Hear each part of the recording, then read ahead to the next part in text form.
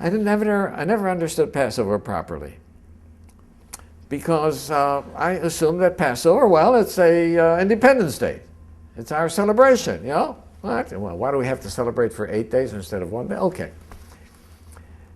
Then I had a young man whose father was a rabbi. The young man became addicted to drugs. And he came to Pittsburgh, and he went through our program, and he got clean. But I knew if he goes back to New York, where his parents live, he's going to get together with his old cronies. He's get lost. So I kept him in Pittsburgh for several months. And then he said to me, I want to be by my father's Seder. I said, okay. He went to New York and spent the Seder with the Passover with his parents.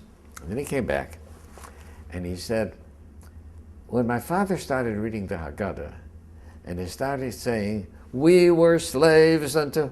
I interrupted him, and I said, Abba, were you ever a slave? You talk about your ancestors thousands of years ago.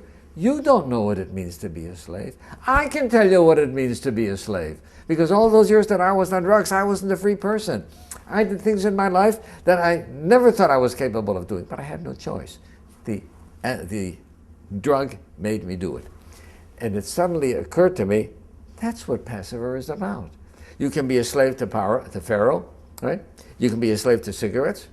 You can be a slave to alcohol. You can be a slave to cocaine. You can be a slave to making money. You can be a slave to anything. You can be a slave to yourself. And what Passover is really about is a feast of liberation, not from a particular despot, but a liberation, right?